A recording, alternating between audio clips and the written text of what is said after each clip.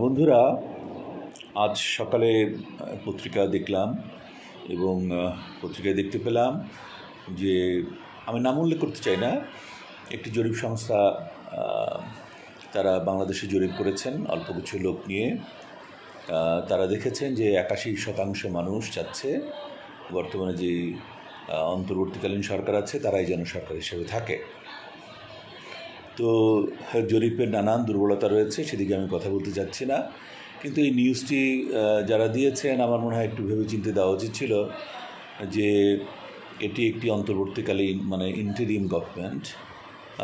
তো অবশ্যই যে দেশের মানুষ এত গণতন্ত্র মনা, যে দেশের মানুষ গণতন্ত্রের জন্য আওয়ামী লীগের স্বৈরশাসনের পতন ঘটালো, যে দেশের জনগণ গণতন্ত্রের জন্য হাজার খানিক ছাত্র জনতা নিহত হলো, প্রায় 30,000-এর মতো আহত হয়েছে, তাদের মধ্যে প্রায় 10,000-এর মতো এখনও প্রায় হাসপাতালে ভর্তিও হয়ে আছেন পঙ্গুত্ব বরণ করে।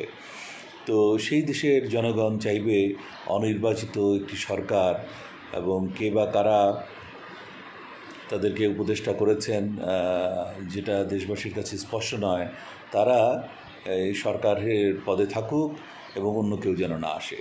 তো এটাকে আমার কাছে মনে হচ্ছে অত্যন্ত দুরভিসন্ধিমূলক একটি প্রচার, যেন এখানে টাইম কিল হয়। সময় চলে গেলে আস্তে আস্তে মানুষ অনেক কিছুই ভুলে যাবে, আবার যেই স্বৈরশাসনের পতন হয়েছে সেই স্বৈরশাসন আবার মাথাচাড়া দিয়ে উঠবে এবং ধীরে ধীরে রাজনৈতিক বলয়ে তারা আবার কিন্তু একটা বিশৃঙ্খলা সৃষ্টি করে ঘোলা পানিতে মাছ শিকার করার চেষ্টা করবে। তো আমি আপনাদের সবাইকে সতর্ক থাকার জন্য অনুরোধ করছি যে আপনারা আর কখনোই যেন কোনো দুর্বৃত্তায়ন না হয় রাজনীতিতে, সেদিকে লক্ষ্য রাখবেন। যাদেরকে ভালো মনে হয় তাদের সাথেই চলবেন, তাদেরকে সাপোর্ট দেবেন। 2 নম্বর বলতে চাই, আরেক ভদ্রলোক দেখলাম ভিডিওতে 4 দিন আগে একটি নিজে জরিপ করেছেন 12,000 মানুষকে নিয়ে। উনি দাবি করছেন যে উনি অনেক কেয়ারফুলি এই জরিপটি করেছেন এবং মোদ্দা কথা জরিপের রেজাল্ট হচ্ছে যে উনি দেখেছেন এখন যদি এই মুহূর্তে যদি নির্বাচন হয় তাহলে 70% সিট আওয়ামী লীগ পাবে আর 20% সিট পাবে বিএনপি।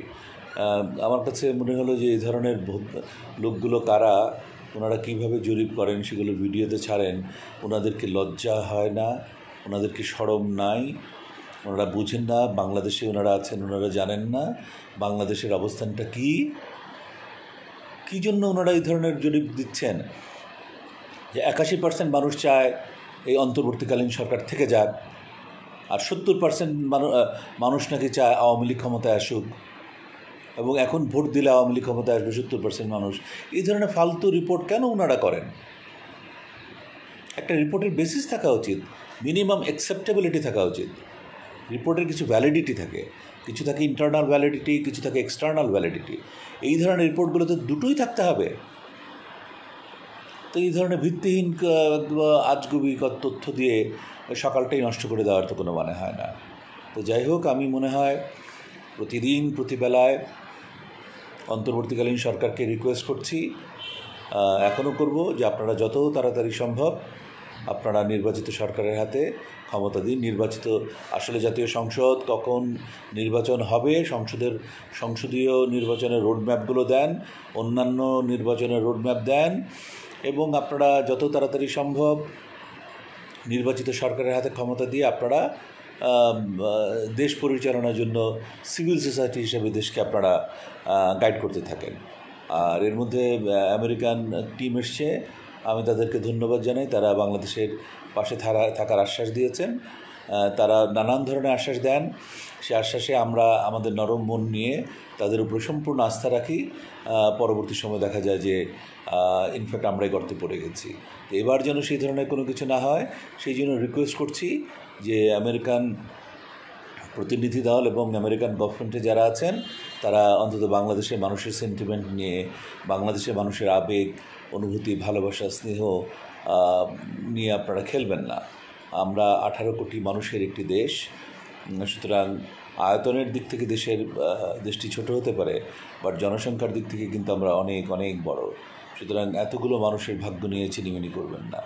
আপনারা স্পষ্ট ট্রান্সপারেন্ট হন বাংলাদেশের ব্যাপারে, বাংলাদেশের পাশে দাঁড়ান।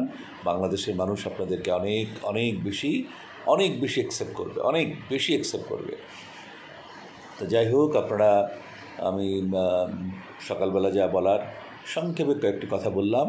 ছাত্রদের উদ্দেশ্যে বলতে চাই, তোমরা লেখাপড়ায় ফিরে যাও, তোমাদের প্রতিষ্ঠানে ফিরে যাও, বিশ্ববিদ্যালয় কলেজে ফিরে যাও। আন্দোলন ছেড়ে, এখন রাজপথ ছেড়ে পড়াশোনায় মন দাও। আর যারা চাঁদাবাজি, লুট এবং সন্ত্রাসী কর্মকাণ্ডে সম্পৃক্ত হয়ে গেছে, তাদেরকে সাবধানবাণী উচ্চারণ করছি। তোমাদের জন্য কিন্তু খুব খারাপ দিন অপেক্ষা করছে, খুবই খারাপ দিন অপেক্ষা করছে। সুতরাং আমি রিকোয়েস্ট করব সরকারকে যে আপনি, সরকার যেন অনেক কঠোর হয়, যে কোনো সন্ত্রাস, যে কোনো খারাপ কাজের বিরুদ্ধে সরকার যেন অনেক বেশি কঠোর হয়। তো যাই হোক, সবাই ভালো থাকুন, সুস্থ থাকুন। আজকের দিন এবং আগত দিনগুলো সবার জন্য ভালো কাটুক। আল্লাহ হাফিজ।